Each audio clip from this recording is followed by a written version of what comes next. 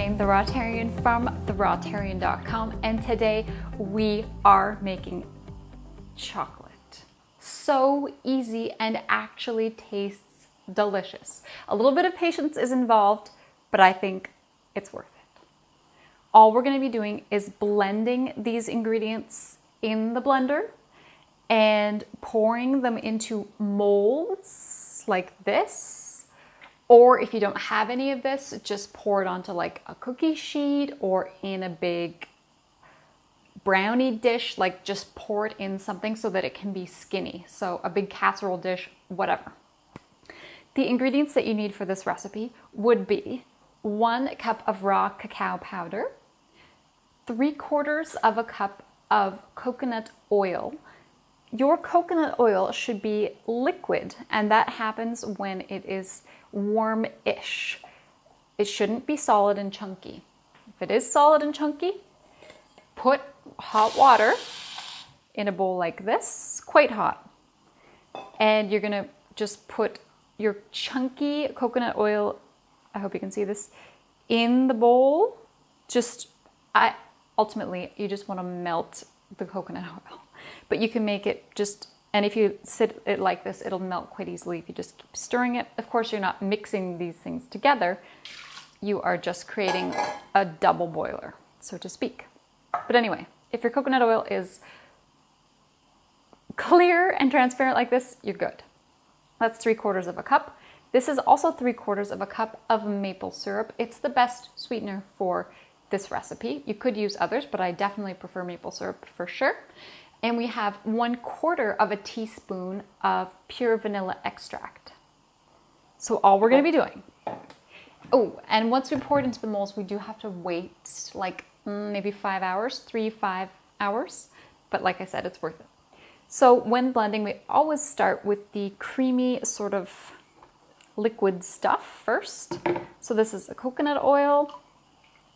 And another thing I'll mention as well is this recipe, you want to have everything kind of organized beforehand, like your molds out, because you don't want to have it sitting too long in the blender after it's blended. You want to blend and pour right away, because sometimes it can kind of separate and get weird if you're too slow.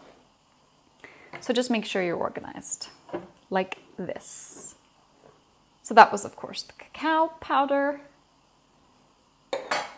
And what we are going to do is just blend. And even if you have a crappy blender, this should work just fine. And make sure that lid's on tight. And you're gonna blend from low to high until you have sort of liquid chocolate gold. Oh, but first you must plug it in. It is plugged in. First you must turn it on. And then you go from low to high.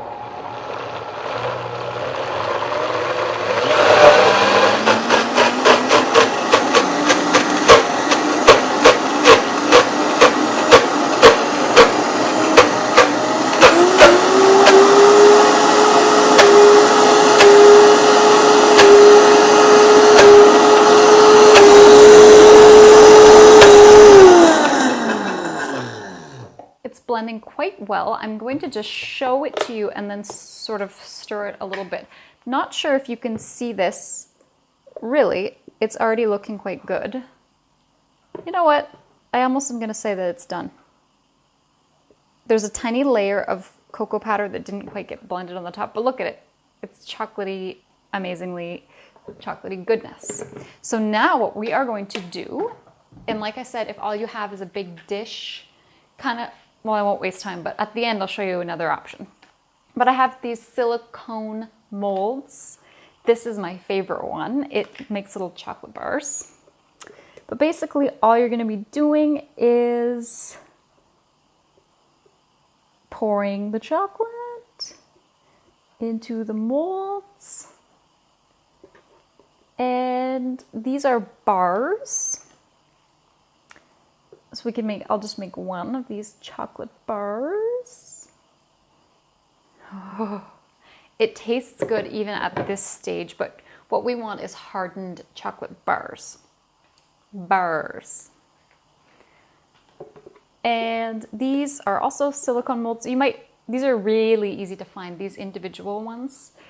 They're, you can find them as cupcake holders, silicone ones. And they're very, very inexpensive as well.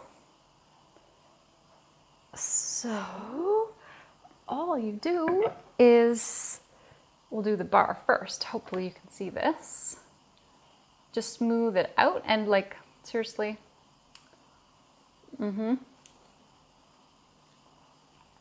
Delish. Chocolate. Tasty. It really just tastes like chocolate sauce at this point. And the only thing that's going to change when we freeze it is the consistency and the texture, the solidity.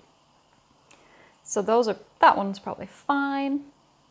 And basically, I'm just leaving this one till last.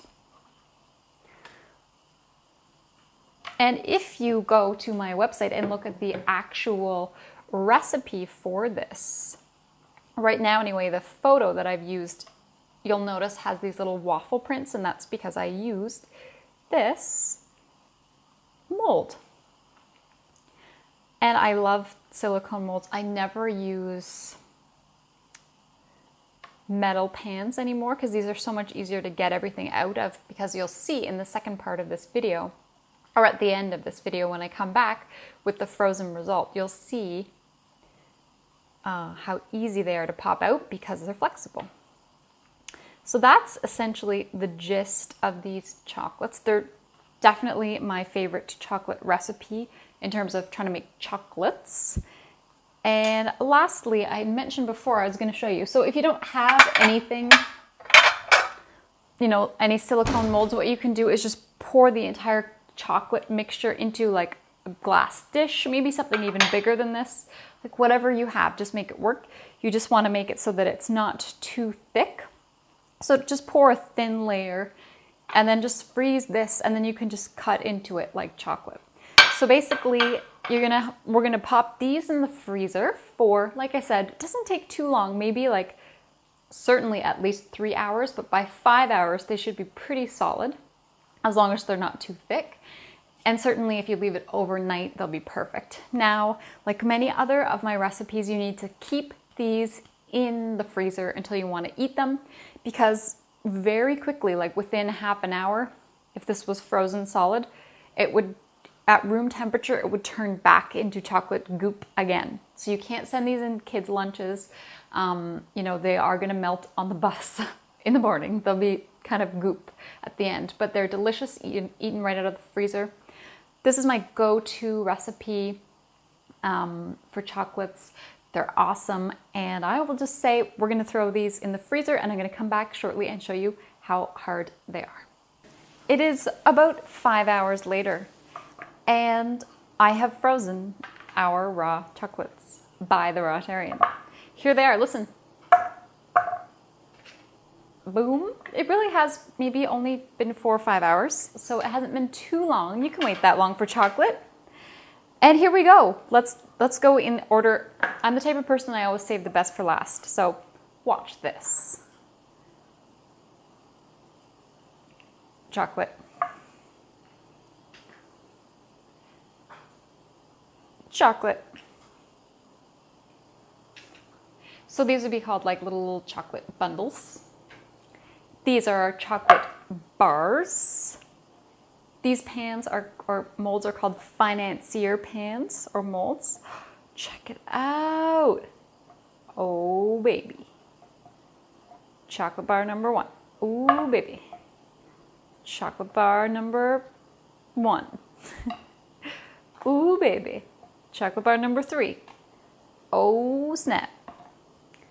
There they are. See, they're supposed to look like gold bars. They're kind of like upside down granola bars.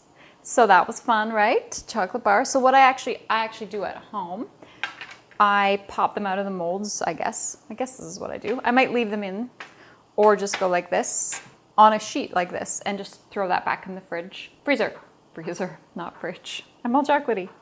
And like I said, save the best for last. Look how cute this is. Remember our mold? Please work.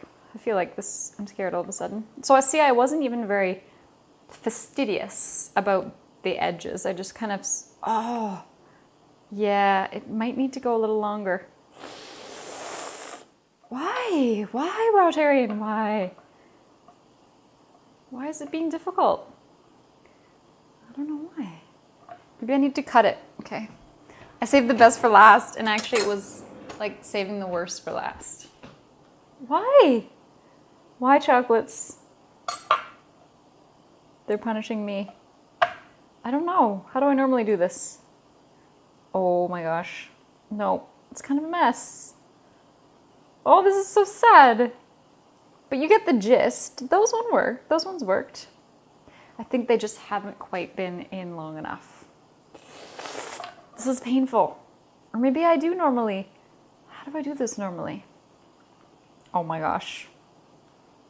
Oh, I spat. What should we do? I think we just keep going. I think this is real life. I think if I wasn't doing this on film with you right now, I would just be like, ooh, these need a little more time, and I'll put them in the freezer. Oh, see, these are close.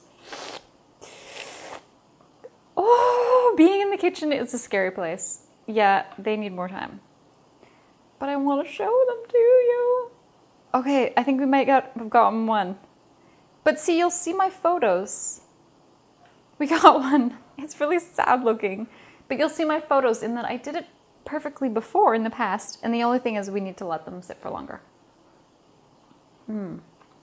So good though. And so that is how you make raw chocolate. And like I said, they do just probably need a little longer. So maybe more than 4 hours. But as you can see though, the reason this, like this, if I cut it, it's not quite as solid. It's kind of like they're the equivalent of a cookie that has a soft center right now. Yeah, but look how tasty. Oh my gosh. So good. Chocolatey, fudgy.